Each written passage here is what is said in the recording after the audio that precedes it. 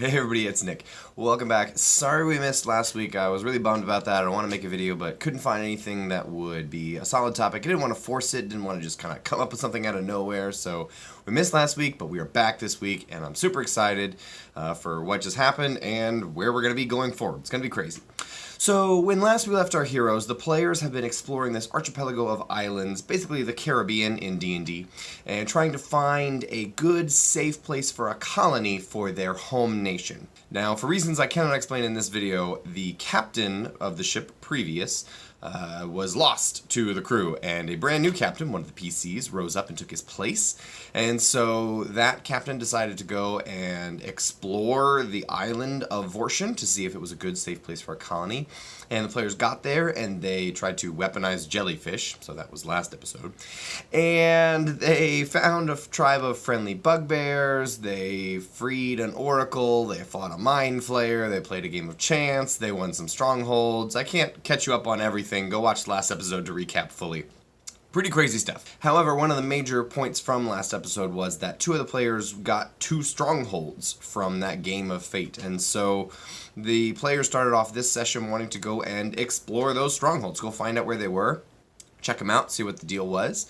And it worked out because the captain, the player, Jordan, who was playing the captain Clement, couldn't make it to the first half of the session, so I just had him sort of in-game appoint his first mate, Orar, as sort of acting captain for now, and I gave him sort of a legitimate in-game reason as to why Clement wasn't able to do captain things. He was going to be busy and told the players as much, and mostly this was because I just wanted Orar to be captain for a little while, and I didn't want me to be captain again. I wanted the world to have already opened up as a sandbox, and me playing the captain, even if it's one of the PC's characters, playing it as an NPC, it's still the DM telling you where to go and what to do. And so I didn't want that to be the case. I wanted them to go and do their own thing.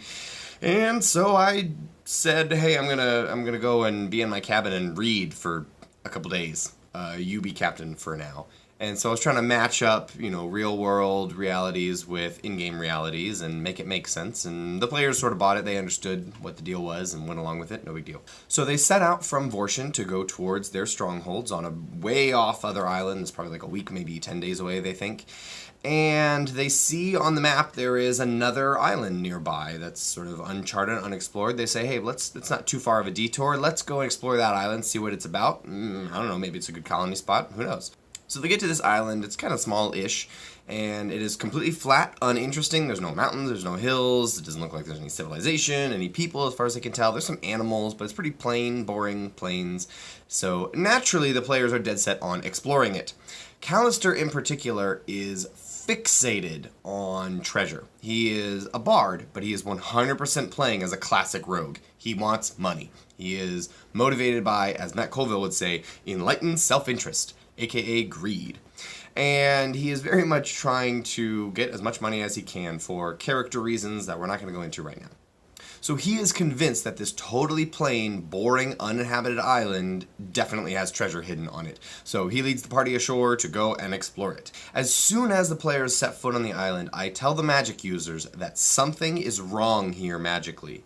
The weave seems to move of its own accord and interact with magic in totally different and unpredictable ways, so it's hard to tell exactly what it is, but they should probably be a little careful when it comes to interacting with magic here. And all the players are a little suspicious of this, but they proceed on, and in fact they find a winged, telepathically communicating snake thing, a coatl, and it tells them pretty much as much. It tells them that something's weird on the island, and it's caused by something called a chaos gem that is here on the island. And Callister immediately fixates on that gem and says, okay, we gotta go get it, and we gotta sell it. It's gonna be worth a ton of money. Let's go find it. So they set off looking for this gem, and after a surprisingly short expedition towards the middle of the island, they find a pedestal just kind of sitting there, like 4-foot tall stone pedestal out in the middle of the open, unguarded, unattended, by itself. And on top of it, there's a multicolored, shimmering, changing colored gem just sitting there. And as I describe all of this, Matt, playing Orar, the sort of experienced player, immediately has red flags and warning bells and sirens going off in his mind, I'm positive, but he elected not to say anything to sort of see what Callister was going to do. And the other players sort of stayed back and were like, hey man, we're not going to go help you. You're on your own if you want to take that thing. We're going to stay back here and just kind of watch what happens. So if anything goes wrong, you're on your own, dude. And Callister seemed to be totally fine with that because he began to proceed towards the gym. And as he was about 50 feet away, some flame skulls, as you could see here, came up from the long grass where they were hiding, sort of next to the pedestal, and began to orbit around it. Not doing anything yet, just orbiting like 30 feet around the pedestal. And Callister kept walking forward. As he got about within 30 feet, he noticed all of the flame skulls stop, point directly at him, and open their mouths, and all of the players heard in their minds telepathically the word stop.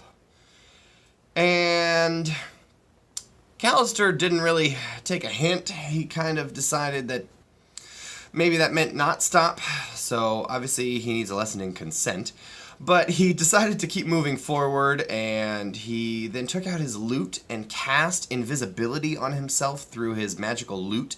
And at this point, the players discovered what the Chaos Gem does. Because I had him roll a d10, he got a 9, and then I had him roll a percentile roll. And I forget what exactly he rolled, but he got some number. And I described that after he cast invisibility, he could then change into any creature that was a CR equal to or lower than his level as a player, because he also just cast the 9th level spell Shape Change. And all the players were sort of thrown and freaked out and surprised by this 9th level spell is just happening, and they sort of realized that when you cast a spell within some crazy radius of the Chaos Gem, an additional random spell of a random level is cast. And this was intentionally nuts because it could be really good, it could be really bad, but it's sort of crazy. And it is for everyone, not just the players, so if they fight spellcasters, it's going to be nuts. It made this battle that was coming up nuts. It was very cool, very exciting. So as he casts invisibility, he turns into a rabbit, which I don't know why, but it was not the smartest choice, not the dumbest choice, I don't know. He turned into a rabbit and tried to like sneak through the grass and jump up to the pedestal and take the Chaos Gem, and he rolled really badly, so like jump right up on top of the pedestal, and so I had him like leap over it but knock the gem over.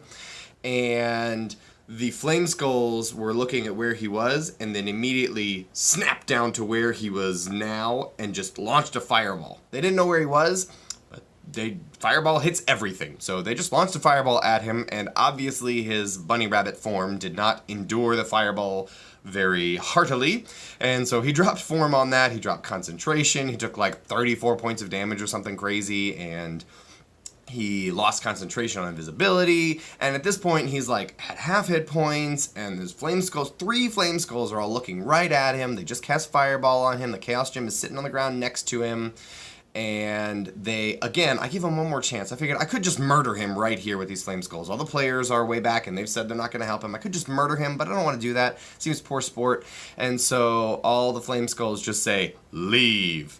And again, he doesn't really take a hint sometimes. He gets fixated on an idea and goes for it. And so he says, hey, to cast that fireball, did the flame skulls have to speak? Did they say anything? And I look it up, and the flame skulls ignore somatic, because they don't have hands, components and material components, but they do use verbal components. And so, yeah, absolutely, to cast the fireball, which has a verbal component, the flame skulls had to speak. And so he says, aha, I got an idea. And he casts silence right over the flame skulls. It would encompass all of them. Good job.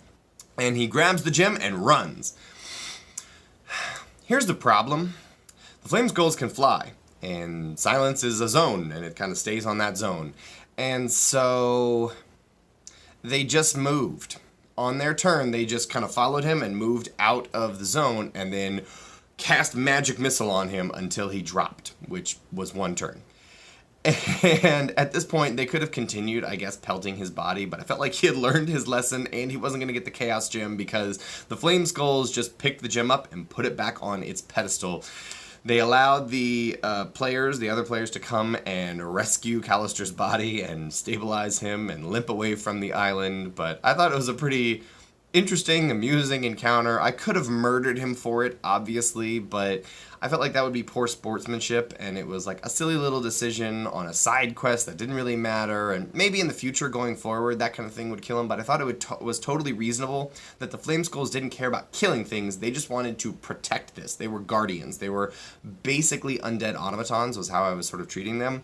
They were set to guard this Chaos Gem. That's it. The players don't know why. The players don't know how they got there, but that was their job. And so just killing something even after they had rescued the gem, I thought was not necessarily how they would do it. So it made sense to leave him alive. I thought it worked. You know, another DM might have killed him in that situation. Totally reasonable decision. I think that's fine. But I elected not to. And I'm keeping in mind that Jason, playing Callister, is a pretty new character, and he likes to just try things and have ideas, and that's part of the fun of this game, right? Is just trying things, seeing what happens. And obviously there are consequences for actions, but not always do those consequences have to be death. So they may in the future. Stay tuned. Who knows what he's gonna do? I don't know. I don't know anymore, guys. I don't know.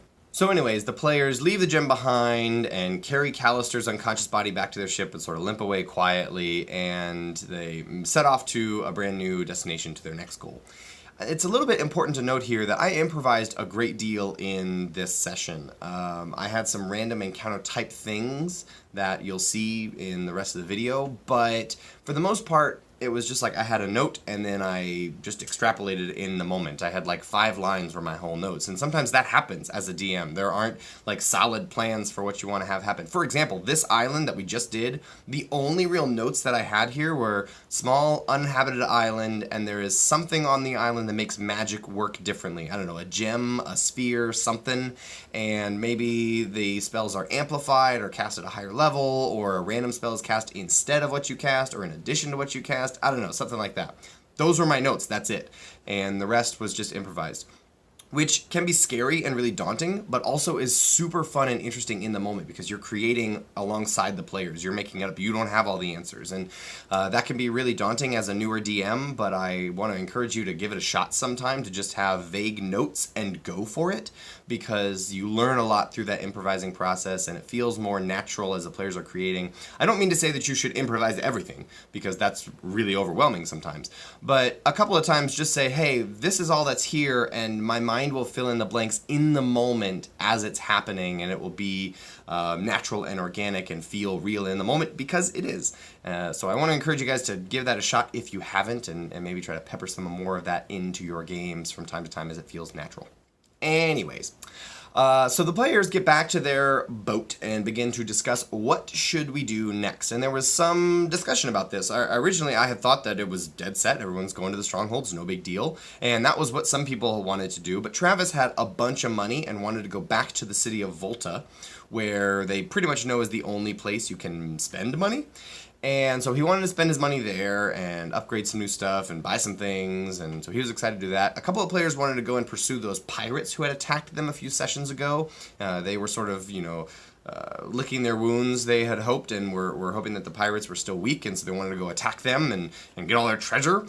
But the other players wanted to go and explore the stronghold. So there was a lot of discussion about that. I probably got a half an hour in real time of discussion about what should we do, where should we go, where do we want to be.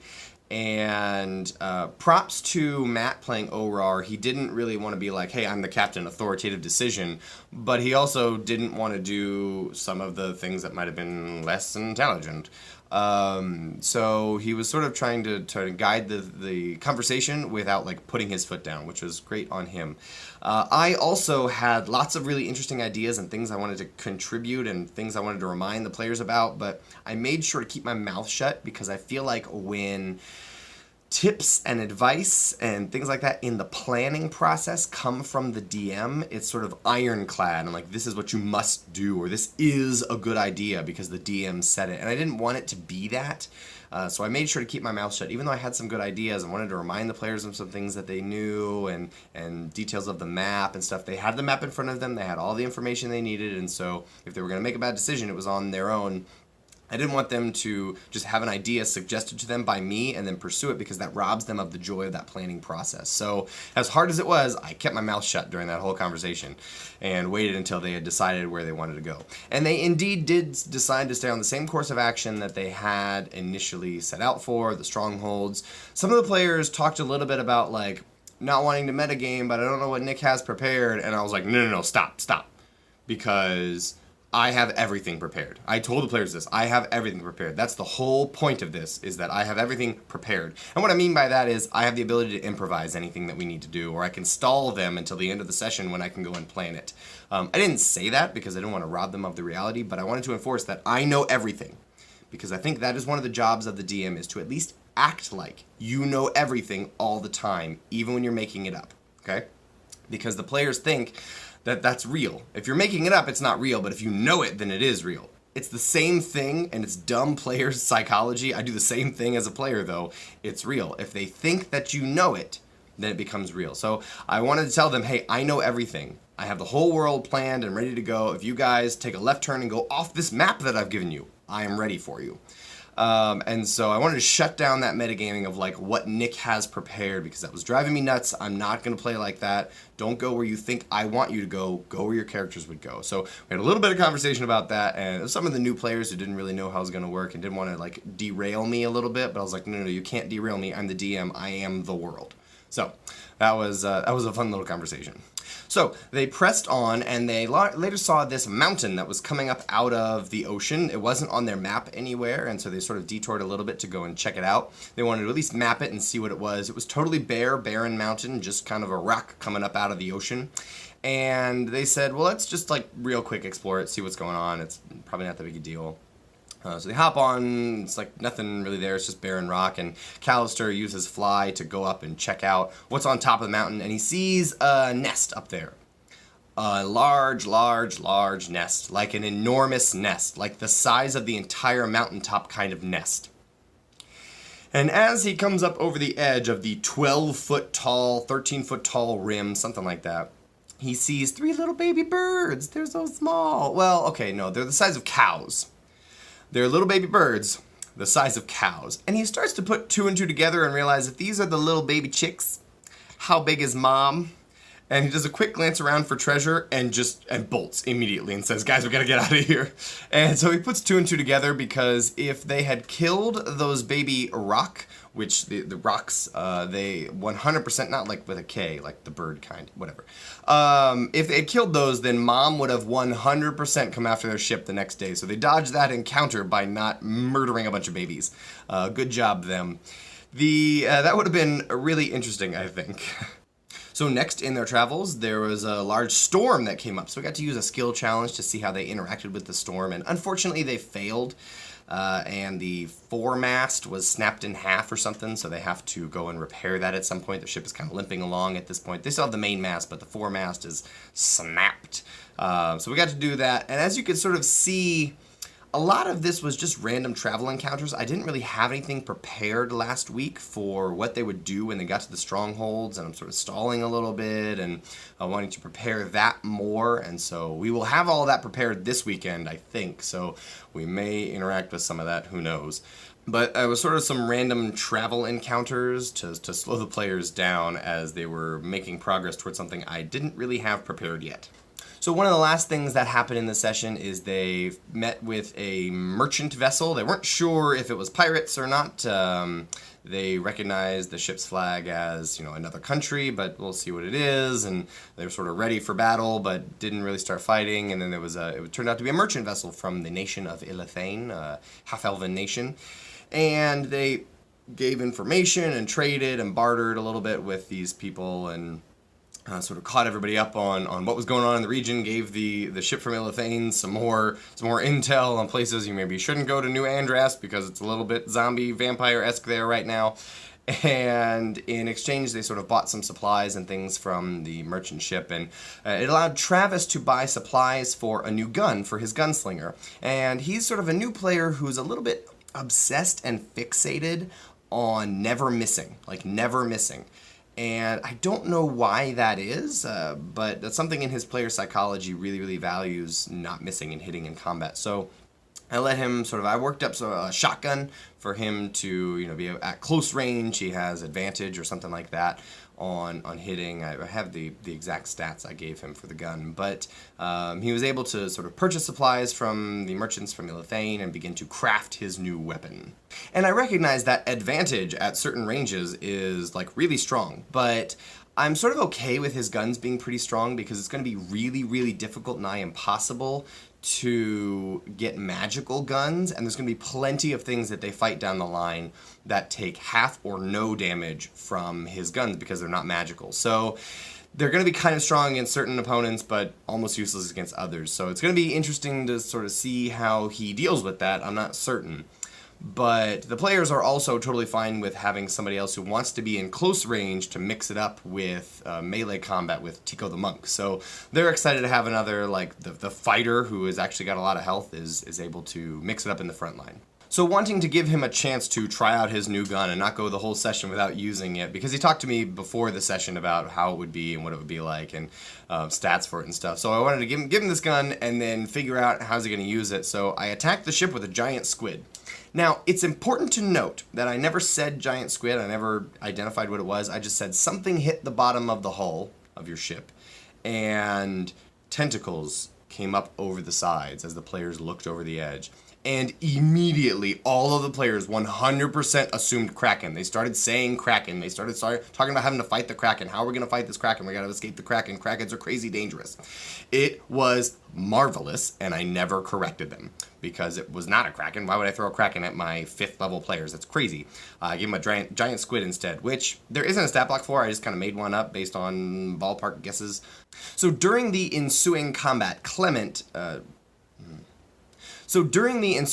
Jordan showed up right before it, and his player Clement is the wild magic sorcerer, and he had to roll on the wild surge table, and he learned that if he died within the next minute, he would come back to life as if by the reincarnate spell.